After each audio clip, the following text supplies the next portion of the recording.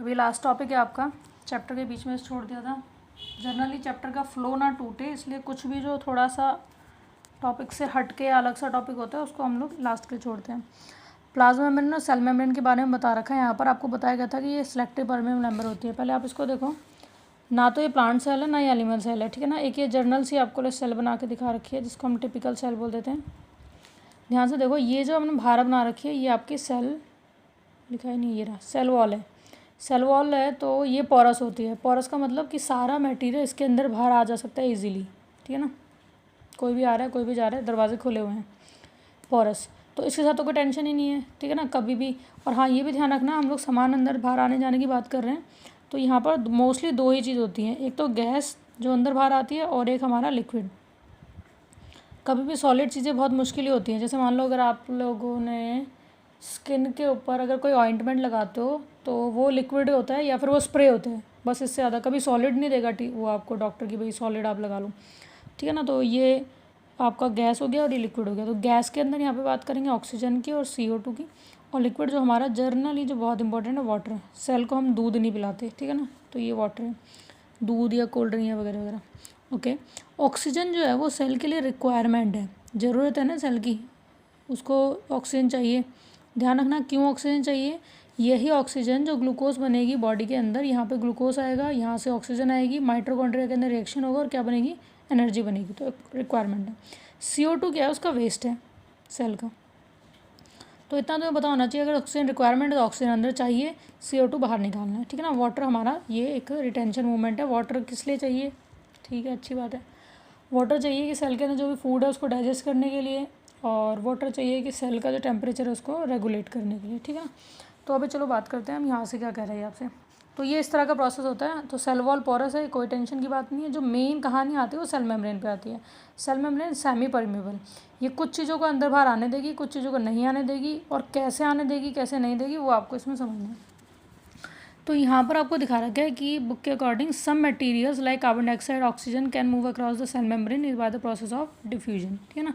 तो cell membrane के आसपास से जो भी अंदर बाहर चले जाते हैं वो होता है डिफ्यूजन। अच्छा, होता कैसे है डिफ्यूजन, मान लो ये एक कुछ भी एक, ये हमारी सेमी परमेबल मेम्ब्रेन होगी, यहाँ पर कार्बन डाइऑक्साइड है, यहाँ पे भी कार्बन डाइऑक्साइड है।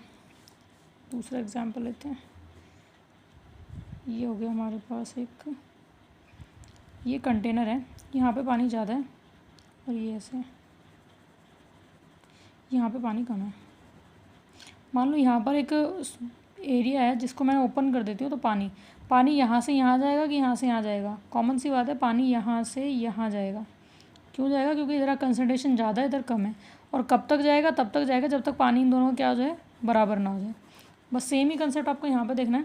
यहाँ पर कार्बन डाइऑक्साइड मान लीजिए ज़्यादा है और यहाँ पे कार्बन डाइऑक्साइड मान लीजिए कम है, तो जहाँ पर ज़्यादा कार्बन डाइऑक्साइड है वहाँ से कार्बन डाइऑक्साइड दूसरी साइड पे चली जाएगी, इसको बोलते हैं डिफ्यूजन। तो डिफ्यूजन का मतलब होता है, यहाँ पे आपसे करें कि we have studied the process of diffusion, यहाँ तो कुछ दिया नहीं इन्होंने, अच्छा सा यहाँ पे दिया हुआ है। कहते हैं spontaneous movement of substance from the region of high concentration to the region of low concentration. High concentration से लो कंसनट्रेशन की तरफ जब सब्सटेंस जाता है, that process is known as diffusion. जैसे मान लीजिए आप स्प्रे करते हो, उसका फॉग परफ्यूम है, स्प्रे कर रहे हैं, तो परफ्यूम के जो अंदर है ना बहुत ज़्यादा पार्टिकल्स हैं, वही पार्टिकल गैस के अंदर नहीं है, तो जब स्प्रे करते हैं तो वो दूर दूर तक जाता है, दैट इज़ कॉल्ड डिफ्यूजन। अच्छा, इसके बाद एक एग्जाम्पल दे रखा है, जब भी बॉडी में सेल के अंदर प्रोसेस होता है तो कार्बन डाइऑक्साइड जो सेलुलर वेस्ट है वो हमें बाहर निकालना है। तो अब यहाँ पे चलते हैं हम लोग, मान लीजिए माइटोकॉन्ड्रिया में से कार्बन डाइऑक्साइड निकालनी है, मतलब ये वेस्ट है, बाहर कार्बन डाइऑक्साइड है नहीं, ठीक है ना। तो ये यहाँ पर कंसनट्रेशन ज़्यादा है, वहाँ पे कम है, तो कार्बन डाइऑक्साइड कहाँ चली जाएगी, अपने आप बाहर निकल जाएगी। अच्छा, अब बात करते हैं ऑक्सीजन की। अब यहाँ ऑक्सीजन नहीं है, ऑक्सीजन चाहिए, बाहर ऑक्सीजन आ रखी है, बहुत ज़्यादा ऑक्सीजन आ रही है, तो वो ऑक्सीजन क्या हो जाएगी, अंदर आ जाएगी। From higher concentration to lower concentration, higher to lower, ठीक है ना। तो ये आपको, आप इसको ना पढ़ना, ये बहुत अच्छा दे रखा है ना यहाँ पे, यहाँ बता रखा है, जब CO2 अक्यूमुलेट हो जाती है हाई कंसनट्रेशन में सेल के अंदर, तो सेल के एक्सटर्नल एनवायरनमेंट के अंदर कंसनट्रेशन CO2 की लो होती है, इसीलिए जो डिफरेंस जो होता है CO2 का, उसकी वजह से CO2 बाहर निकल जाती है from the region of high concentration to the region of low concentration outside the cell, this is the process called diffusion. उसी की तरह O2 मुझे चाहिए, O2 बाहर ज़्यादा है अंदर कम है, तो अंदर से बाहर आ जाएगी इनसाइड द सेल। अच्छा, इसके बाद बता रखा है वाटर भी यही प्रॉपर्टी ओबे करता है डिफ्यूजन की। The movement of water molecule through such a selectively permeable membrane. मान लो मुझे यहीं से पानी इधर से इधर लेके जाना है, तो पानी गैस के अंदर तो कुछ मिक्स नहीं होता, बट पानी के अंदर है कुछ चीज़ें मिक्स हो सकती हैं। जैसे मैं एग्जांपल लेती हूँ, अभी क्वेश्चन ही पूरी कर देती हूँ। Water obey the same law of diffusion, the movement of water molecule through such a selective permeable membrane is known as osmosis. The movement of water across the plasma membrane is affected by the amount of substance dissolve in water. ये बहुत important है, पानी अकेला नहीं रहता, पानी में हमेशा कुछ ना कुछ मिला होता है। Osmosis is the passage of water from the region of high concentration through the selective permeable membrane, मतलब वही आपकी मेम्ब्रेन होती है, टू द लो रीजन, जब तक इक्विलिब्रियम नहीं आता। इक्विलिब्रियम मतलब कि बराबर ना हो जाए दोनों, ठीक है ना।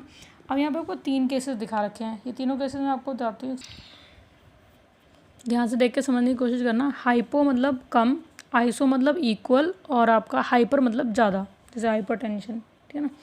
अब हाइपो का मतलब है, मान लीजिए कि एक ये ग्लास है, इसके अंदर कुछ लिक्विड है और यहाँ पे मैंने एक सेल डाल दिया। जनरली जो वो किशमिश बोलते हैं, क्या बोलते हैं उसको, वो जो सूखे हुए अंगूर की तरह लगता है ना, उसको हम लोग यहाँ पे डाल दे रहे हैं। वो एक सेल होती है एक तरह से, उसकी जो आउटर लेयर है वो सेमी परमेबल होती है, ठीक है ना।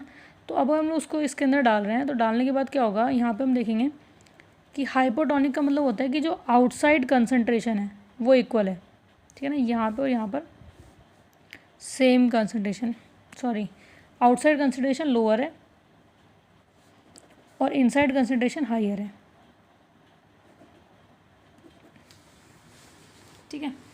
तो इसमें क्या होगा, जब लोअर कंसनट्रेशन है बाहर, मान लो चीनी या नमक की, कैसे इसका एग्जांपल लें, शुगर का लेते हैं, चलो जो मीठा होता है ना, ये इसके अंदर शुगर कंटेंट की बात कर रहे हैं। यहाँ पे शुगर कम है और यहाँ पे शुगर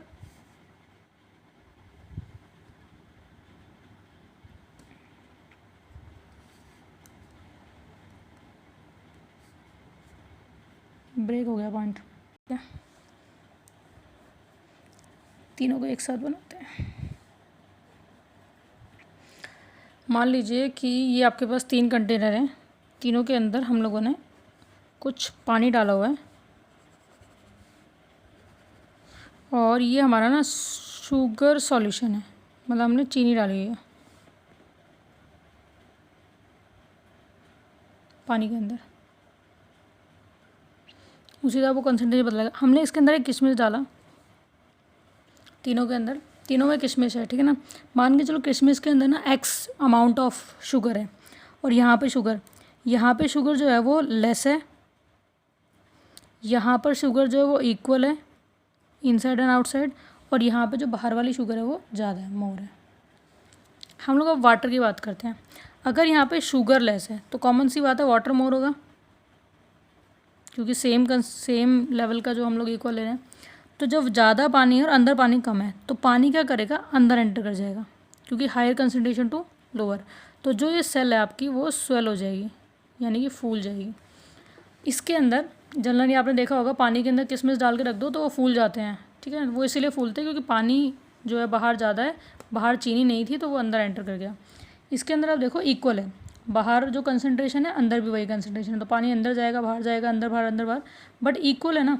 तो यहाँ पे साइज़ जो है वो सेम रहेगा हमारे किशमिश का। आप पूरी रात में भिगो के रखो उसको, चीनी डाल के बराबर रहेगा। यहाँ पे ज़्यादा चीनी डाली है, ये आप करके भी देख लो, ये अच्छा एक्सपेरिमेंट है। एक कंटेनर में बहुत ज़्यादा चीनी डालो, एक के अंदर थोड़ा इक्वल मतलब लगे कि हाँ, और एक के अंदर डालो ही मत। नेक्स्ट मोर, ध्यान से देखना, जब यहाँ पे मोर शुगर है तो वाटर लेस है, सेल के अंदर क्या है, वाटर ज़्यादा है और शुगर कम है, तो वाटर क्या करेगा, सेल से बाहर आ जाएगा। तो इसमें जो हमारी जो किशमिश होगी वो क्या हो जाएगी, श्रिंक हो जाएगी। इसको हम लोग बोलते हैं ऑस्मोसिस, मतलब पानी का अंदर बाहर जाना is called osmosis through semi permeable membrane.